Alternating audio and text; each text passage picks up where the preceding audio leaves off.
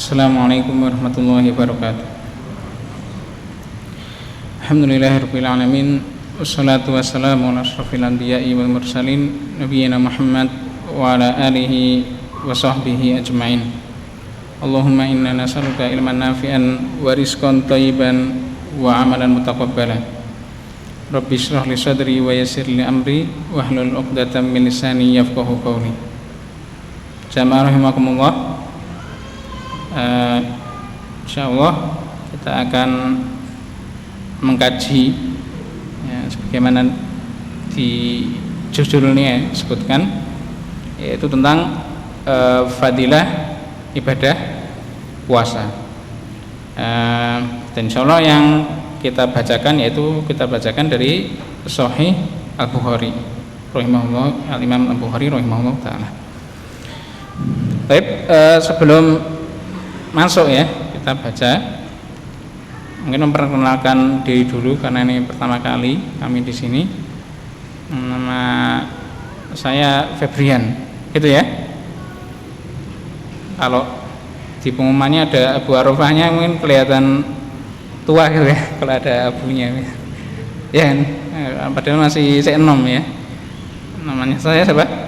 Febrian, dan untuk pendidikan agama alhamdulillah pernah belajar di Universitas Islam Madinah.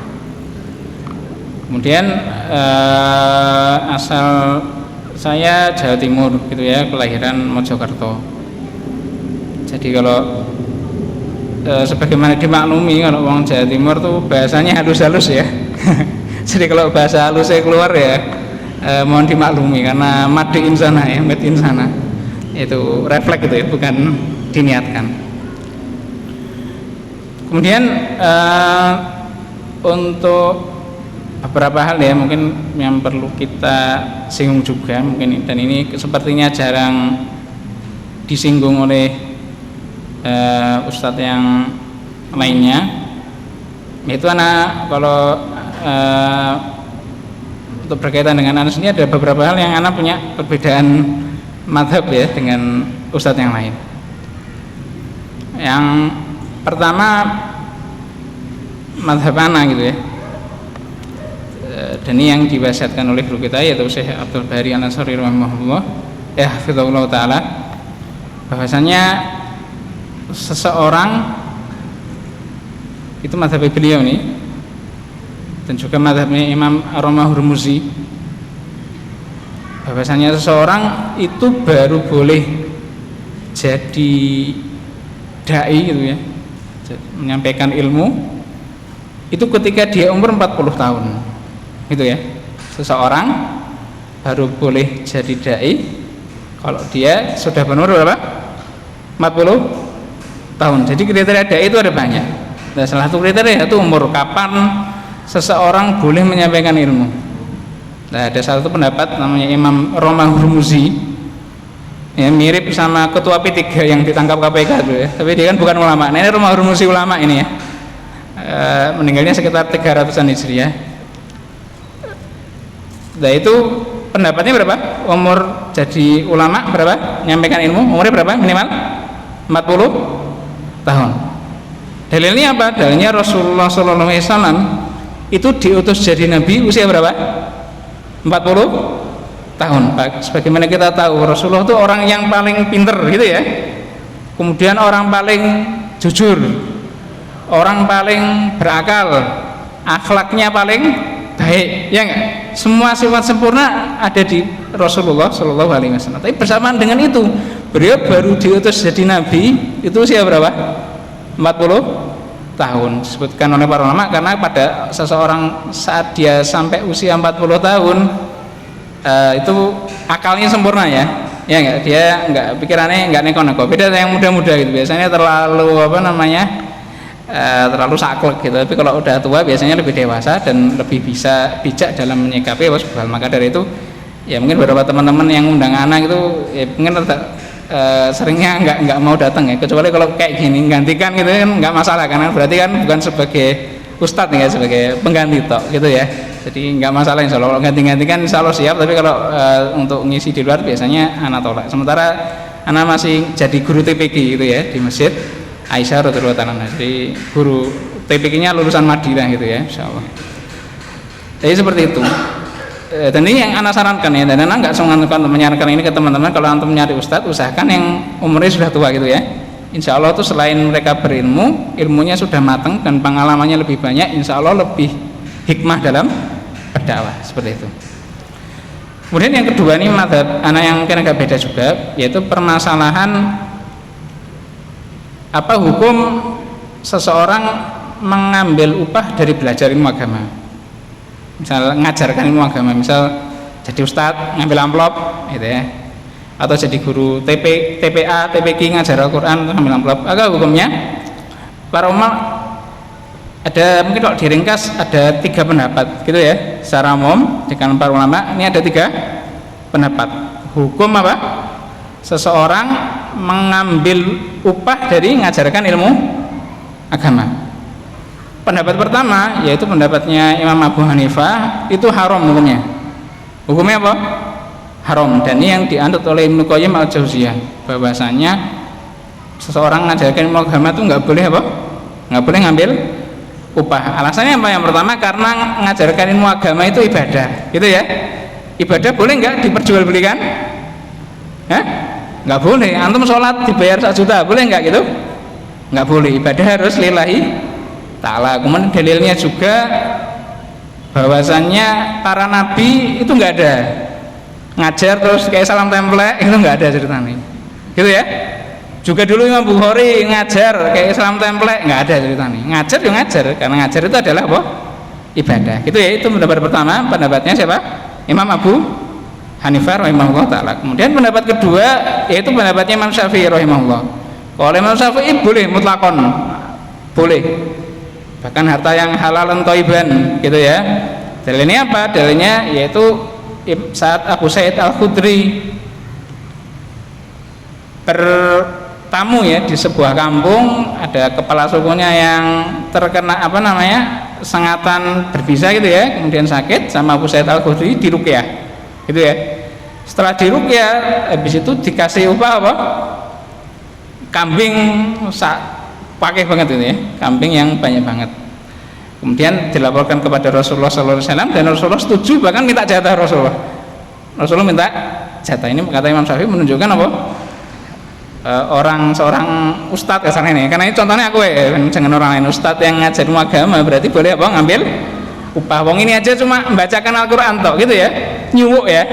Di ruqyah ada orang kena hewan berbisa, di ruqyah terus apa? Sembuh, ngambil upah yang sangat banyak. Ini menunjukkan apa? Bolehnya apa? Seseorang mengajarkan, bolehnya ngambil upah dari mengajarkan ilmu agama. Kemudian madhab yang ketiga, pendapat yang ketiga ini pendapatnya Imam Ahmad bin Hanbal. Pendapatnya Imam Ahmad bin Hanbal. Pendapatnya beliau itu apa? Pertengahan beliau. Kalau dibutuhkan boleh ngambil, kalau nggak dibutuhkan nggak boleh ngambil, gitu. Atau nggak boleh ngambil sebutuhnya aja, gitu ya. Boleh ngambil sebutuhnya aja. Ya misal ini anak ngasih di sini dikasih amplop gitu ya. Ternyata misal bensinnya dari sini ke Aisyah cuma butuh 20.000, berarti tak ambil 20.000 terus tak susui gitu ya. Panitannya tak susui Pak, tak transfer meneh gitu. Itu pendapatnya siapa? Imam Ahmad bin Hanbal. Nah, insya Allah kalau di zaman ini tuh mungkin kebanyakan ustadz kita ngambil pendapatnya Imam Syafi'i gitu ya. Mereka ngambil apa? Upah dari mengajar, itu nggak apa-apa, ngikut Imam Syafi'i, ada dalilnya sendiri. Kemudian sebagian kecil mungkin antum melihat ustadz-ustadz tuh nggak mau ngambil apa? Upah. Kan ada mungkin. Pernah nemu nggak? Ngasih amplop malah ngamuk-ngamuk gitu ya, malah nolak. Ada? Ada. Tentu ngambil pendapatnya siapa? Imam Abu Hanifah. Lah kalau anak itu pertengahan, anak tuh bukan anak fikihnya Hanabilah, maka pertengahan gitu ya. Ngambil sebutuhnya aja. Tapi karena ini belum butuh, maka biasanya tolak gitu. Tapi kalau orang biasanya ngasih tuh nggak mau apa namanya, nggak mau ditolak ya, biasanya maksa ya. Kayak kemarin ngisi di mana itu dikasih serangan fajar ya, tiba-tiba ngasih roti tapi bawahnya ada amplop gitu ya, tahu karena nggak mau. Tapi akhirnya karena anak pendapatnya Nabila nggak tak ambil, tapi biasanya tak kasihkan ke Lazis ya, Lazis Aisyah, jadi digunakan untuk kegiatan dakwah gitu. Jadi jangan khawatir ya. Terus yang kalau antum ngasih amplop ini jangan khawatir, bukan tak gunakan untuk kepentingan pribadi gitu ya. Maksudnya kan biar nggak ada suudzon, tujuan anak tuh biar nggak ada apa suudzon. Mana di sini HP-nya iPhone ya tuh, naik mobilnya Innova, jangan dikira itu hasil apa? Hasil ngisi taklim, bukan, tuh hasil dari pengurus yang lain. Itu ya, jadi jangan khawatir, biar antum lebih ikhlas kasihnya. Otomatis kalau lebih ikhlas kan lebih banyak biasanya ya. Insya Allah bukan untuk kepentingan pribadi. Baik, itu yang mukadimah kedua. Maksudnya kita nggak ada suudzon ya dengan Ustaz. Insya Allah ada pendapatnya masing-masing ya. Memang ada pendapat yang apa? Boleh ngambil upah, kemudian ada yang nggak boleh kan, ada yang pertengahan seperti itu. Baik, berkaitan dengan pembahasan kita ini yaitu tentang puasa Ramadan ya, yang sebentar lagi akan kita hadapi.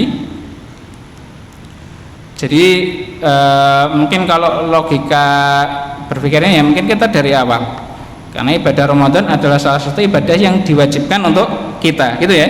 Ibadah Ramadan adalah satu ibadah yang diwajibkan buat kita, bahkan salah satu ibadah yang paling penting dalam agama Islam, karena dia termasuk dalam rukun Islam. Itu ya, yang ibadah selain syahadat yaitu sholat, zakat, puasa dan haji.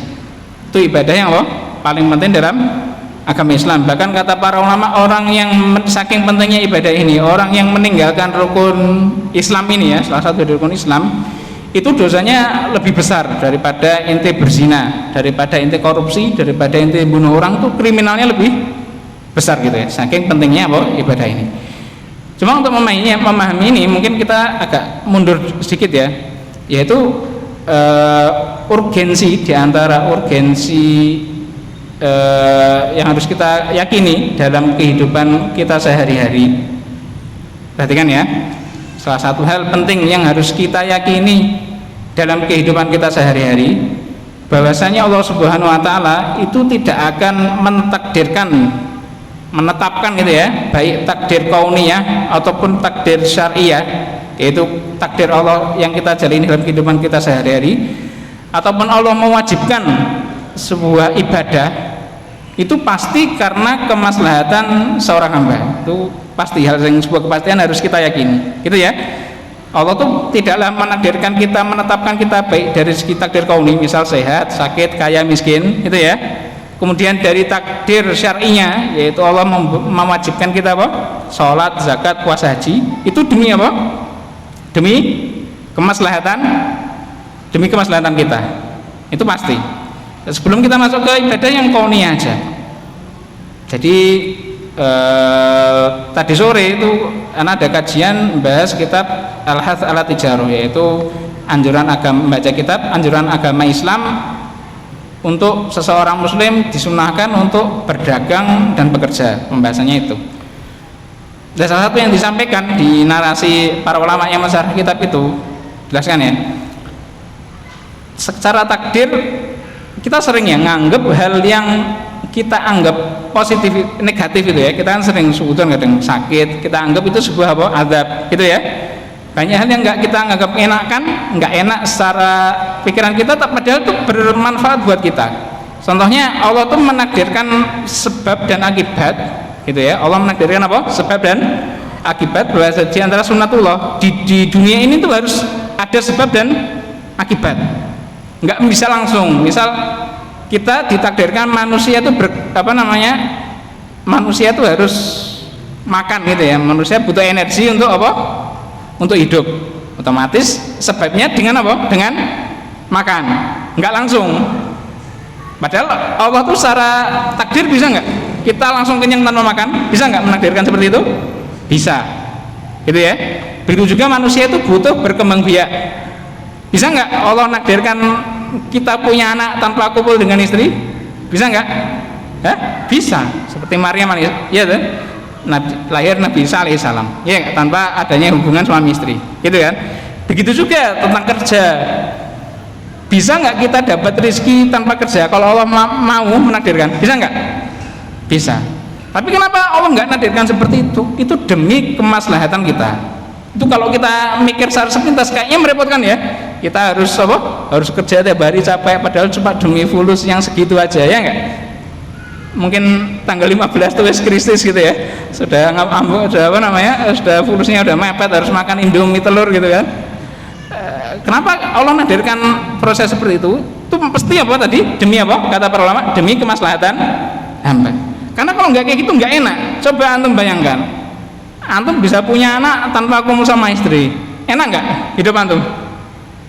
Bayang loh, nggak enak. Antum nikahku tujuannya apa?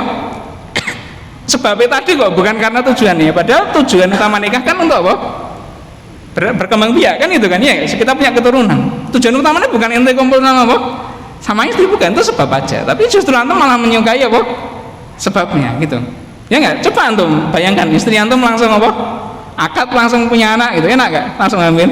Nggak enak. Antum enak nggak enak itu? Kalau udah hamil istri kan tambah cerewet gitu ya, tambah rewel ya nggak? Udah gitu lahir anak, wah kita repot. Antum nggak dapat apa? Enak ya kan? Begitu juga makan. Coba antum bayangkan antum bisa kenyang tanpa perlu apa? Makan. Iya tak? Kita nggak akan bisa merasakan enaknya bakso, ya nggak? Moro-moro wis kenyang, sehingga bakso nggak bisa kita rasakan enaknya. Kita nggak bisa merasakan enaknya makan sushi, nggak bisa enaknya makan barbeque, ya nggak? Karena apa? Karena Allah langsung apa? Langsung kenyang, sehingga kita nggak bisa menikmati makan. Padahal makan enak mana? Makan sama kenyangnya itu enak mana? Rasa makan apa kenyangnya? Kalau dipikir, makannya kita, ya nggak? Bagaimana sih ya?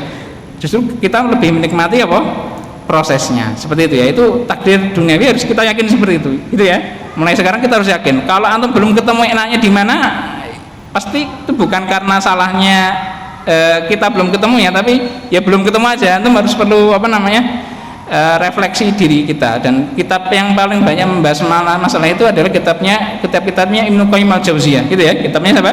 Ibnu Qayyim al-Jauziyah. Misal kitab Ruh Miftah dari Sa'adah itu banyak sekali membahas hikmah apa yang ada pada manusia. Salah satunya yang kita anak singgung tadi sore yaitu tentang bekerja, karena dengan kita bekerja, berdagang, salah satu hikmahnya itu memperkuat hubungan kita dengan Allah Subhanahu wa taala. Coba antum nggak pernah merasakan nggak ada fulus, mungkin nggak kita mengadakan kedua tangan kita berdoa kepada Allah? Sering kita berdoa itu untuk apa? Kita berdoa itu saat apa? Ya nggak ada fulus kan gitu. Ya enggak? Seorang hamba kalau bisa kaya tanpa bekerja, ya kita jadi malas berdoa, ya enggak? Salah satu hikmahnya seperti itu. Dan masih banyak yang hikmah lainnya. Kenapa kok kita harus bekerja? Kenapa harus kita merawat anak? Kenapa harus kita itu? Ya itu ada apa? Faedahnya. Cuma kadang kita belum ketemu hikmahnya. Itu takdir kauniyah. Kemudian takdir syariah juga seperti itu. Allah tuh nggak mungkin memerintahkan kita sebuah ibadah, gitu ya, kecuali pasti apa? Demi kemaslahatan seorang hamba. Itu pasti. Itu ya, demi apa? Kemaslahatan seorang hamba. Misal sholat, kita nggak usah mikir dari segi pahalanya, dari segi duniawi ada manfaatnya nggak sholat? Ada, melatih ketertiban kita, gitu ya. Ya nggak? Kita dilatih jam sekian harus sudah sholat, gitu kan? Kemudian melatih kita untuk kita mengetahui struktur sosial. Kalau struktur sosial, kalau dalam kehidupan sosial itu harus ada pemimpin, harus ada yang dipimpin, dan yang dipimpin harus taat kepada yang memimpin, ya enggak? Boleh enggak antum imam suaranya enggak enak terus komplain, "Lek, suaranya enak, Lek." Nah, boleh enggak gitu? Enggak boleh. Itu harus taat imam keadaan seperti apapun, selama dia enggak melanggar syarat dan rukun sholat, harus apa? Harus diikuti. Wajib enggak ngikuti imam? Wajib, dosa loh kita apa? Enggak mengikuti imam, ya enggak? Seperti itu. Kemudian masih banyak faedah lainnya. Kemudian puasa juga seperti itu, gitu ya. Puasa disarankan kepada kita pasti karena apa? Untuk demi kemaslahatan manusia, gitu ya. Demi kemaslahatan manusia. Kalau kita ngomong kemaslahatan kan kita seringnya ukhrawi ya, tapi kita singgung duniawi. Apakah puasa ada manfaatnya dari segi duniawi? Ada. Dari segi kesehatan, ya enggak? Banyak manfaatnya sekarang. Penelitian sekarang banyak yang apa? Mengungkap khasiat dari puasa. Yang paling mungkin jarang didengar ya, bahwasanya puasa itu salah satunya bisa meningkatkan kecerdasan otak, bisa menjaga kesehatan otak. Yaitu kalau saat kita lapar, hormon itu akan memproduksi sebuah hormon, tubuh kita akan memproduksi sebuah hormon, yang mana hormon tersebut akan mengatur bahwasanya otak yang rusak akan diganti dengan otak yang baru, sel otak yang baru, seperti itu. Itu baru dari segi apa? Otak. Makanya sebagian orang yang kena penyakit misal Alzheimer, yaitu otaknya rusak dengan cepat, disarankan dokter-dokter untuk apa? Berpuasa, karena dengan puasa bisa memperbaiki kualitas dari otak kita. Makanya kita lihat ulama kita yang sering puasa itu ulama yang tambah goblok atau tambah pinter kira-kira. Kalau kita lihat ya, dibandingkan dengan kita yang jarang puasa, pinter mana? Pinter malah ulama. Padahal mereka logika gampang ini kan jarang makan mereka ya dibanding kita ya. Kita makan dablum-dablum, mereka apa? Puasa. Tapi dari segi kepinteran kok malah pinter mereka ya. Ternyata setelah diteliti apa? Bahwa puasa bisa meningkatkan kualitas dari otak kita seperti itu. Kemudian puasa juga ma'ruf kalau orang diabetes atau apa kan disunahkan apa? Berpuasa gitu ya, bisa mencegah beberapa penyakit.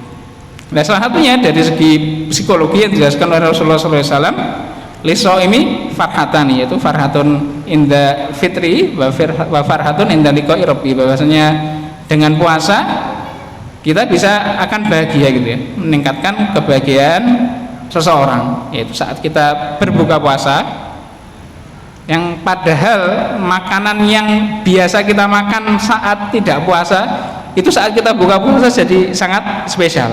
Air putih kurma itu kan kalau antum makan sekarang biasa ya enggak? Bahagia enggak antum makan apa? Kurma, makan air putih ya biasa aja ya enggak? Kalau enggak kopi yang panas apa namanya, kopi yang gulanya banyak mungkin enggak nikmat sekali. Tapi saat kita puasa kita tuh dibuat apa namanya, kembali ke fitrah kita bahwasanya rezeki dari Allah meskipun itu sepele di hari biasa itu akan jadi apa?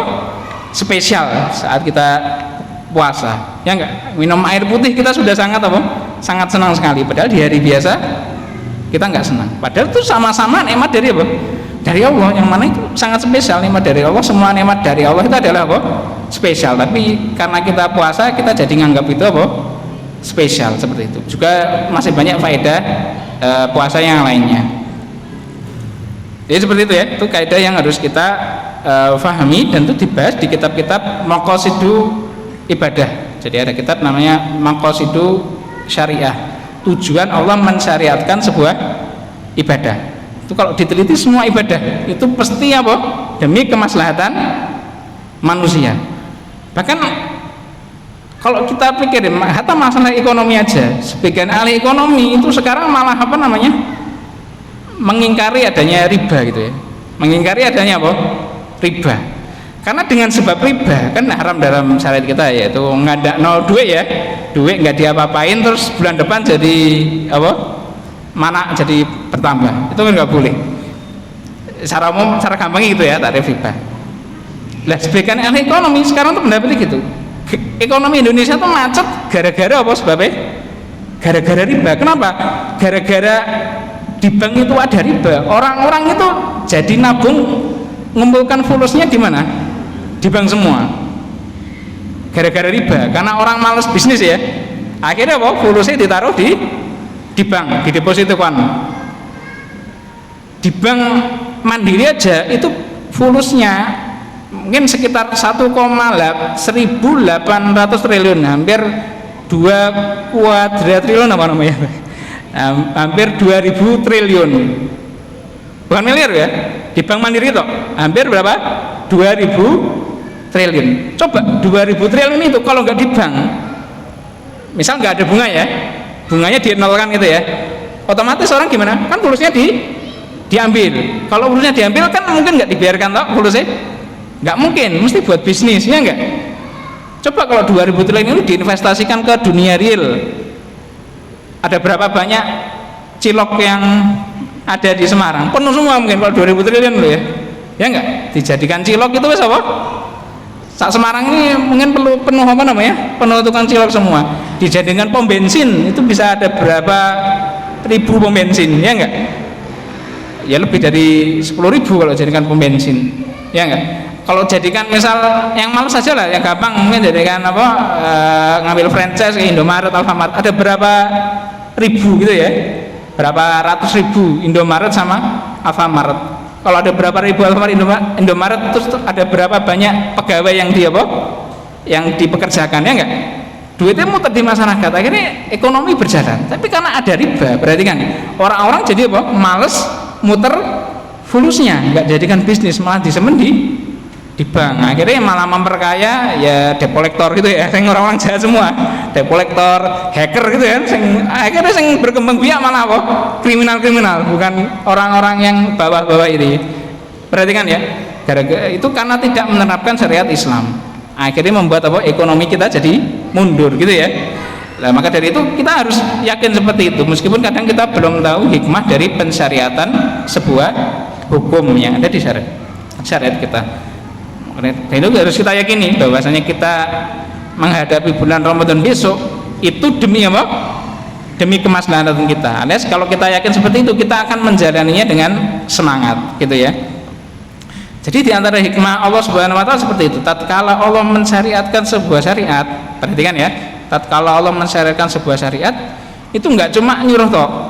Padahal kalau Allah menyuruh kita toh tanpa ada fadilah, mesti kalau puasa enggak dapat pahala, terus puasa nggak ada manfaat kesehatan, boleh nggak Allah seperti itu? Boleh nggak? Pernah nggak Allah menetapkan seperti itu? Boleh toh, Allah yang menciptakan kita, ya nggak? Ngasih rezeki kita, Allah merintahkan apa aja, boleh nggak?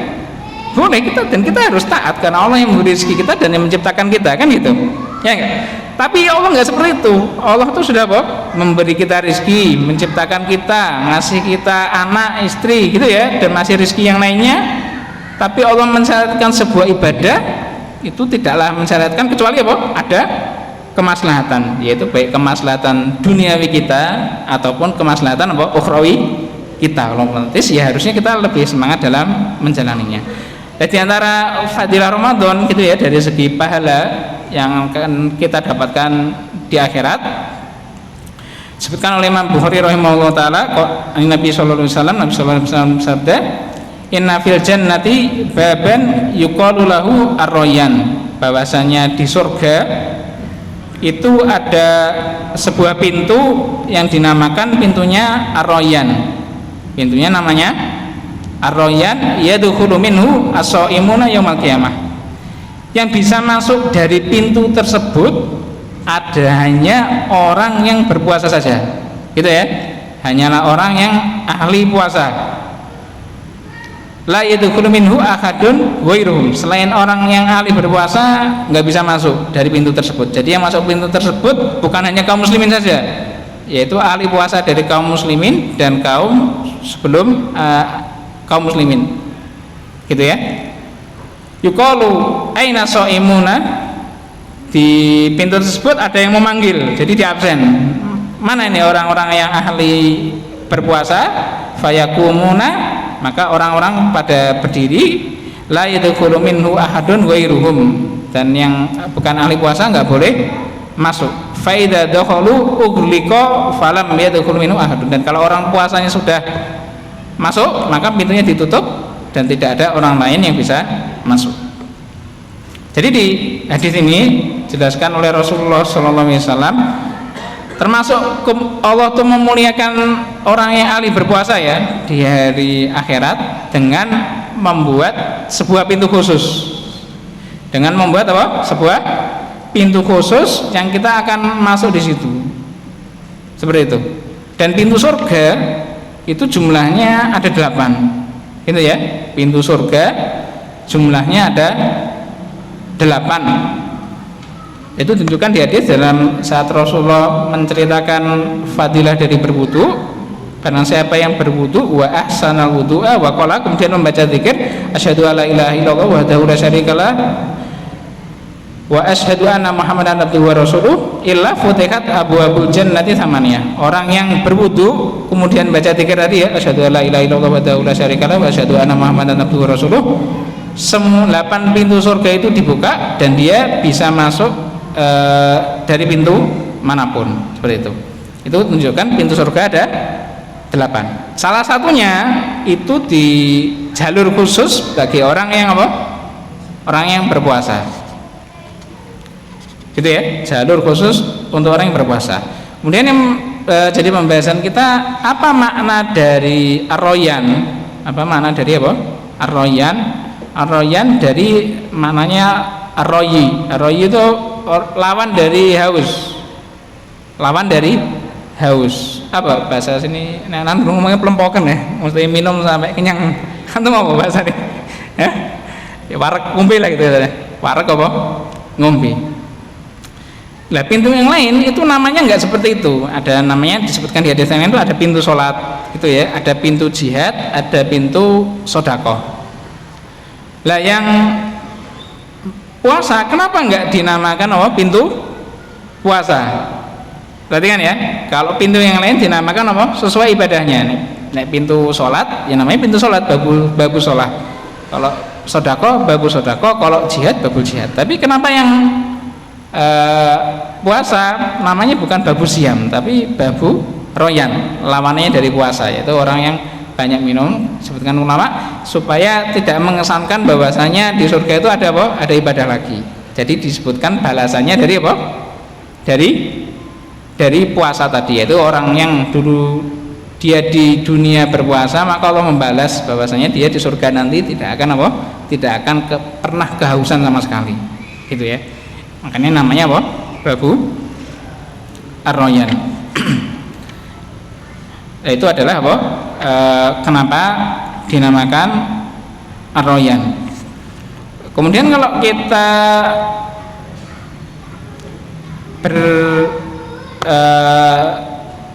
menganalisis, kan puasa ada banyak ya, hampir semua muslimin berpuasa. Yang jadi masalah itu, apakah semua orang yang berpuasa itu dapat fadilah dari semua ibadah puasa? Salah satunya fadilahnya ini ya, dia surga diistimewakan oleh Allah, memasuki sebuah pintu. Kemudian masih banyak fadilah puasa yang lain, seperti puasa di hadis sebelum ini, kalau di Sahih Bukhari, puasa itu bisa menghapuskan dosa. Jum'atu ila jum'ati wa ramadhan ila ramadhanin mukaffiratun bainahuma majduni batil kabair. Biasanya puasa Ramadan salah satunya bisa menghapus dosa. Kemudian juga hadis man shoma ramadanan iman wa ihtisaban ghufira lahu ma taqaddama min dzanbi. Barang siapa yang puasa Ramadan imanan wa ihtisaban, diampuni semua dosanya. Ibanya lah fadilah dari puasa Ramadan. Cuma siapakah orang yang dapat apa?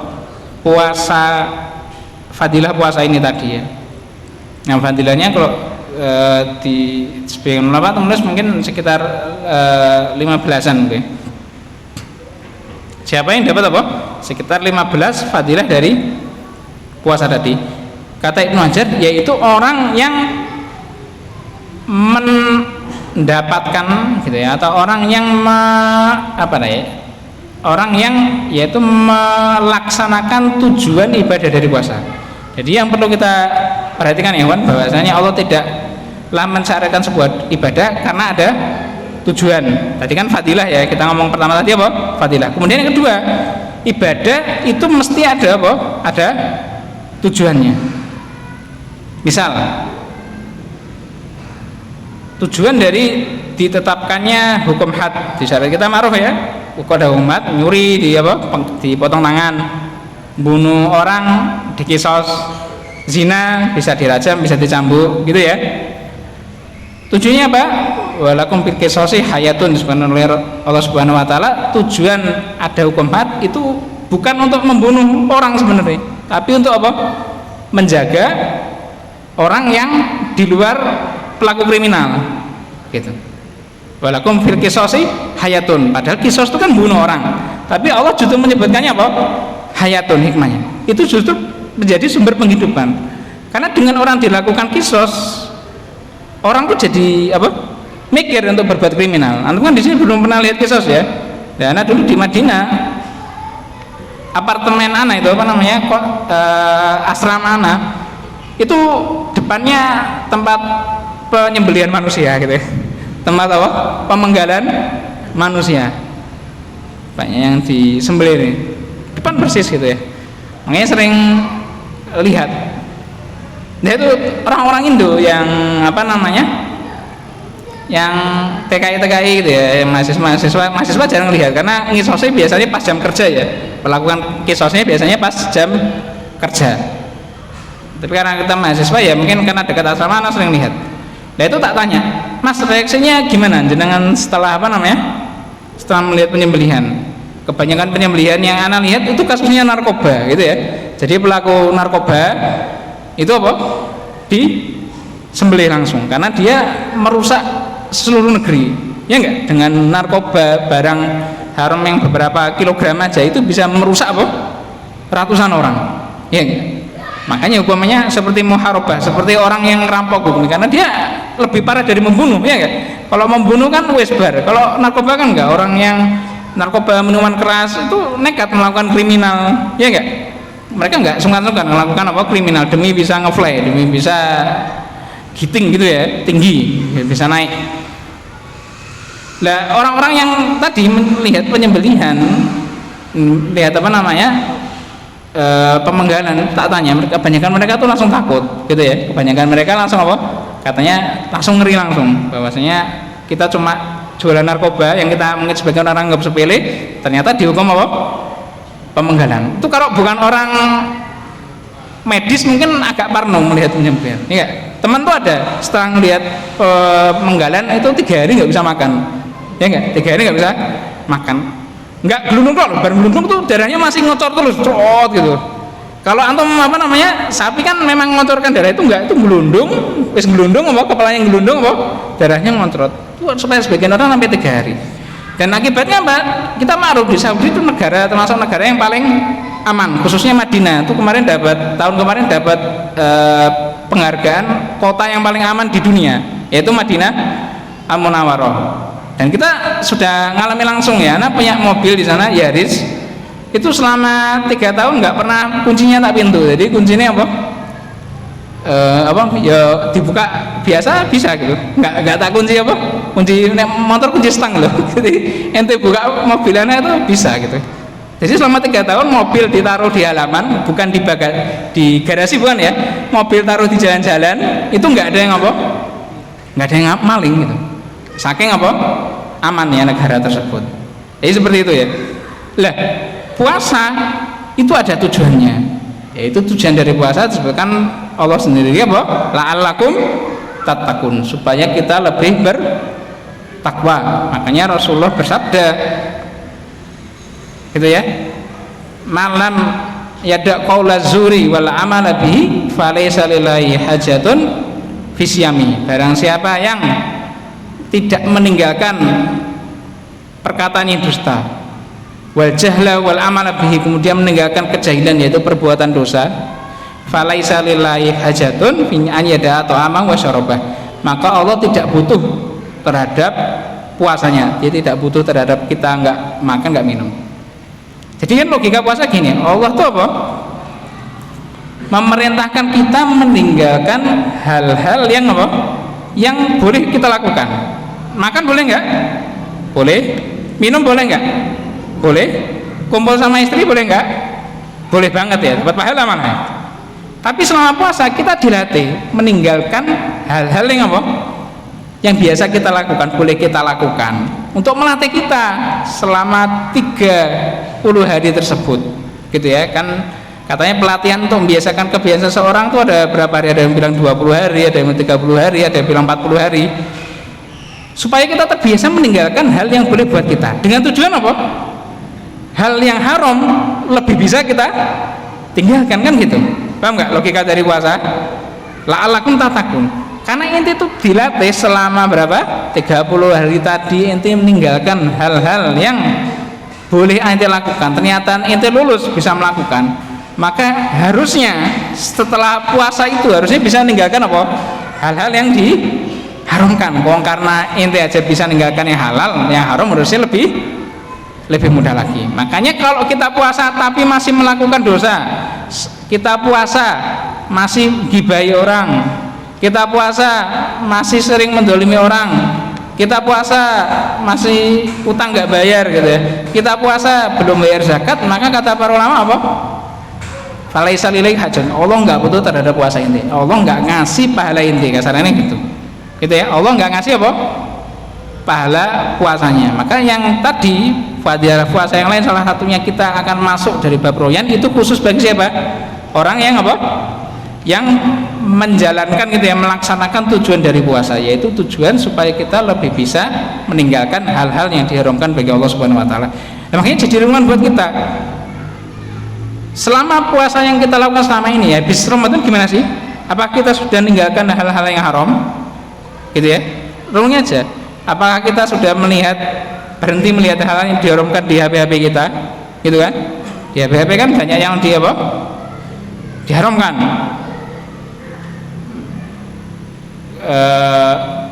Selama kita buka HP ya, kalau kita mau jujur, ada nggak yang ente nyerempet-nyerempet hal yang haram jelas loh, bukan subhat, kita nggak mau yang diperselisihkan, banyak HP ya. Makanya ada salah satu ulama Saudi namanya Syekh Abdul Karim Al-Fudair, beliau tuh ahli hadis Riyadh ya. Beliau smartphone, HP-nya dulu HP jadul terus ganti ke smartphone. Kemudian buka aplikasi hafalan Al-Quran ya, aplikasi kita tafsir kan ada di Android, antum ada toh, tafsir Ibnu Katsir, tafsir Jalalain itu kan ada. Dan jebule setelah buka itu diklik-klik terus akhirnya kan ono iklannya, jebule iklannya wanita ya kayak gitu ya, wanita yang waliyatubillah. Padahal itu aplikasi apa? Aplikasi tafsir. Akhirnya setelah itu beliau berjanji bersumpah ke sana, wis nggak apa-apa lah HP ku yang smartphone, HP pintar jadi jawal apa namanya, jawal hobi ya, kembali ke HP goblok lagi nggak apa-apa. Itu kembali ke HP apa? HP yang Nokia itu ya, HP pencet-pencetan gitu, tek-tek-tek gitu, nggak apa-apa. Soalnya kita apa?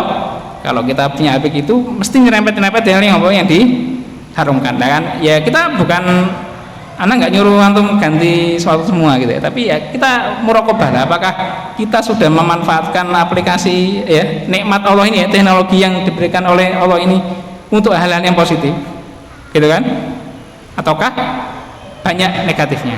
Ya kalau itu jujur mesti banyak negatifnya, nggak mungkin kok apa, nggak mungkin banyak positifnya kalau kita jujur ya. Itu masa aku barang dulu nih antum buka HP lo kebanyakan baca kitab gitu ya, mendengar kajian apa kebanyakannya nanti jujur untuk hal-hal yang minimalnya buang-buang waktu, kayak di WA itu banyak apa nah perbincangan yang apa buang-buang waktu ya, nggak bermanfaat kayak gitu ya. Kita harus apa merenung lagi, karena yang dapat fadilah puasa itu ya diampuni dosanya, dimasukkan bab royan dan masih fadilah lainnya, itu khusus orang yang apa bisa meninggalkan hal-hal yang diharamkan. Makanya kita harus apa melatih diri kita. Kemudian di perkumpulan kita gitu ya, saat kita kumpul-kumpul ngobrol sama orang, ngobrol sama teman kita, itu perbincangan kita apakah banyak yang diharamkan apa enggak. Kita harus muhasabah, karena kalau apa kita kumpul-kumpul masih ngomong hal yang diharamkan, maka kita nggak dapat fadilah dari puasa gitu ya. Karena itu nahan lapar makan minum aja bisa, masa nahan menggibai orang nggak bisa, itu dilatih di puasa. Dan kalau jujur mesti apa perkumpulan kita tuh mesti apa, nggak mungkin tiap kumpul tuh kecuali mesti ada gibahnya gitu ya. Kalau kita mau merenungi jujur setiap kita kumpul mesti banyak apa, banyak negatifnya, atau kalau enggak ya satu dua mesti nyerempet hal yang yang diharamkan, terutama gibah. Karena gibah itu enak ya, gibah itu apa enak. Ayakulalah ma'akhi maitan, digambarkan oleh Allah Subhanahu wa taala seperti apa kita makan bangkai saudara kita. Ya enak rasanya, daging manusia mungkin kalau ada rasanya apa enak ya, gibah tadi kita seperti apa makan mayit bangkai dari saudara kita, itu gibah. Antum renungi saja, kalau ente kumpul dulu, antum kumpul mungkin nggak gibah, nggak apa namanya, nggak merendahkan orang lain, kan nggak mungkin, mesti apa nyinggung. Nah itu mulai saat ini kita harus kurangi lagi, karena kalau kita seperti itu terus kita nggak akan dapat fadilah dari apa, dari puasa kita. Dan seperti itu kita koreksi semua kehidupan kita, seperti kita saat bermuamalah dengan istri kita gitu ya, apakah ente yakin sudah nggak ada dosa yang kita lakukan ke istri kita? Jawabannya kalau kita jujur pasti enggak, baik ke istri kita ataupun ke anak kita. Kenapa? Karena kata para ulama, kalau kita itu bermuamalah dengan istri dan anak dengan benar gitu ya, bermuamalah dengan istri dan anak dengan benar, pasti nggak ada problem di rumah tangga. Itu pasti. Kalau kita mengikuti ajarannya Rasulullah SAW, itu ya, 100% kita ikuti, pasti nggak ada masalah di keluarga kita. Contohnya hadis yang kebanyakan orang salah memahami alias salah mempraktekkan dalam kehidupannya. Itu Rasulullah bersabda, "Muru auladakum bisolatin lisab." perintahkanlah anak kita untuk sholat saat umur berapa? 7 tahun. Saat anak 7 tahun itu diperintahkan untuk sholat. Wadribuhum li asr, kemudian baru dipukul kalau nggak nurut disuruh sholat saat dia berumur berapa? 10 tahun. Jadi diperintahkan umur 7 tahun baru dipukul kalau nggak sholat saat dia berumur berapa? 10 tahun. Sekarang kita kan banyak mendapatkan keluhan ya dari orang tua. Itu muslim, padahal muslim yang taat, anaknya nggak mau apa? Nggak mau sholat. Banyak loh itu. Jangan kita sepelekan ya. Banyak orang yang ngeluhkan apa? Anaknya nggak sholat. Nggak usah syariat yang lain. Sholat aja apa? Nggak bisa, apalagi syariat yang lain, harus tambah bubar lagi. Sekarang kalau dipikir logika tadi, kita diperintahkan anak kita ya untuk nyuruh anak kita sholat saat dia berumur berapa? 7 tahun. Sholat sehari ada berapa kali? 5 kali ya. Jadi kasarannya subuh antum ngomong, nak ayo berangkat sholat subuh gitu ya. Nyuruhnya sekali apa berkali-kali kira-kira? Ya berkali-kali kan nggak mungkin anak suruh sekali nggak denger kan ya, nggak, anak kecil mesti apa? Berkali-kali. Nah ayo sholat, anggap aja paling gampang sekali. Jadi minimal sehari antum itu nyuruh anak sholat sebanyak 5 kali minimal ya. Dan itu nggak mungkin 5 kali, namanya anak-anak harus kadang dia apa? Diulang-ulang, apalagi kalau dia tidur gitu ya, dia males, mesti kita nyuruhnya lebih apa? Berulang kali. Tapi minimal aja ya, nggak sampai 5 kali. Berarti seminggu berapa kali? 35 kali gitu ya, atau langsung sebulan, berarti sebulan 150 kali. Kemudian ya, berarti kan sebulan sudah berapa? 150 kali. Setahun 3 tahun ya, 7 ke 10 kan 3 tahun kan, itu udah berapa ribu kali.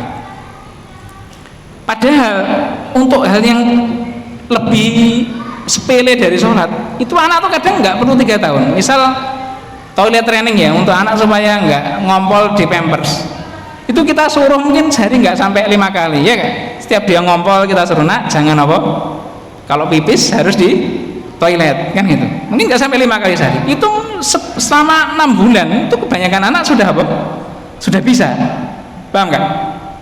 Jadi kalau ada anak 10 tahun kok masih ente pukul, tandanya apa? Tandanya wong tuane mesti nggak nyuruh sholat. Paham nggak logikanya? Kata para ulama seperti itu. Alias kalau kita menerapkan semuanya 7 tahun ya, dari 7 tahun kita perintahkan terus selama 5 waktu kita perintahkan sholat, kemudian 10 tahun kalau nggak nurut kita pukul. Kira-kira ada nggak anak setelah dewasa nggak sholat? Harusnya nggak ada. Untuk hal yang lebih sepele dari sholat aja mereka nurut tuh ya nggak, kayak toilet training kan hampir nggak ada. Anak 10 tahun masih ngompol gitu, ada nggak? Sedikit sekali, kecuali sakit ya, dia mungkin baru ngompol, baru ngobrol gitu ya. Tapi kalau secara umum semua anak bisa. Lah apalagi sholat itu kan lebih gampang lagi, dari toilet ini kan lebih gampang. Kok jadi kalau ada anak kita waliyadzubillah ya besar kok apa? Belum sholat, tandanya kita nggak menerapkan sunnahnya siapa? Rasulullah Shallallahu Alaihi Wasallam. Itu seperti itu. Jadi kalau kita menerapkan pasti nggak ada masalah. Misal istri juga, walitakausunna faiduhunna, kalau ada istri takhafuna nusuzahunna, kalau ada istri yang melunjak gitu ya, kata Rasulullah faiduhunna, caranya jadi kalau ente menghadapi istri yang enggak nurut suami, kata Allah Subhanahu wa taala apa? Faiduhunna, dia apa? Dinasehati. Kemudian kalau dinasehati enggak bisa, wahjuruhunna fil madaji, yaitu enggak diajak apa? Enggak diajak ngomong. Jadi tetap satu kasur tapi dinengno, gitu kan? Yang pertama nasihati, yang kedua dinengno di kasur. Kemudian buat 1000 hun, kalau itu nggak mandi baru dipukul. Itu pun dipukul dengan syarat-syaratnya, kayak nggak boleh membekas, kemudian nggak boleh di tempat yang dimuliakan, nggak boleh mukul di wajah, itu nggak boleh. Kemudian mukulnya nggak boleh sampai patah tulang, gitu ya, sampai sakit itu nggak boleh. Cuma pukulnya pukul takdir, bukan pukul emosi, gitu ya. Kalau kita menerapkan ini, kira-kira masih ada lagi nggak istri yang apa, yang nggak mau nurut suami? Insya Allah kebanyakan enggak. Misal nggak usah sampai mukul, perempuan itu kalau kita diamkan itu bisa apa namanya? Didiamkan. Mereka sudah sangat sedih sekali gitu loh. Didiamkan, nggak usah sehari lah, mungkin setengah hari aja itu antum nggak ngajak ngomong dia itu dia sudah merasa sudah merasa bersalah gitu ya. Apalagi kalau dipukul dan dihukum hukuman yang lainnya. Jadi seperti itu. Kalau kita menuruti wasiatnya Al-Quran, insya Allah tuh nggak ada istri-istri yang melunjak gitu ya. Kalau kita masih dapat, iya tandanya apa? Tandanya kita nggak nasihati Al-Quran, nggak nuruti nasihat dari Al-Quran. Atau kalau antum sudah nerapkan hukuman ini tadi ya, 3 tingkatan ini, dinasihati dulu, dinasihati nggak nurut, terus dia apa? Didiamkan terus dipukul, berarti tandanya antum salah milih bojo gitu ya. Itu ya salah apa? Salah antum. Terus ngerti mak lampir kok dirabi gitu ya. Iblis itu nggak bisa dinasihati ya, itu bukan manusia lagi mungkin ya. Kasarnya gitu. Jadi seperti itu, mesti salahnya kita karena kita nggak bisa milih istri. Jadi seperti itu ya. Kalau kita menerapkan sunnahnya siapa? Rasulullah SAW, insya Allah kehidupan kita, baik kehidupan beragama kita ataupun kehidupan sosial kita, bahkan kehidupan politik kita, itu pasti apa? Akan mendapatkan kebaikan. Itu nggak akan apa? Kita tetap akan bahagia menjalankan kehidupan dunia kita. Mungkin itu yang bisa kita sampaikan. Jika ada kekurangannya mohon dimaafkan. Biasanya datanya jawab nggak ada ya, insya Allah. Jika ada tutur kata ataupun contoh-contoh yang mungkin menyinggung, ya mohon dimaafkan. Itu semua murni dari kekurangan kita, dan kita beristighfar kepada Allah Subhanahu Wa Taala. Semoga Allah mengampuni dosa kita semuanya. Subhanallah wa bihamdika, asyhadu an la ilaha illa anta, astaghfiruka wa atubu ilaik. Assalamualaikum warahmatullahi wabarakatuh.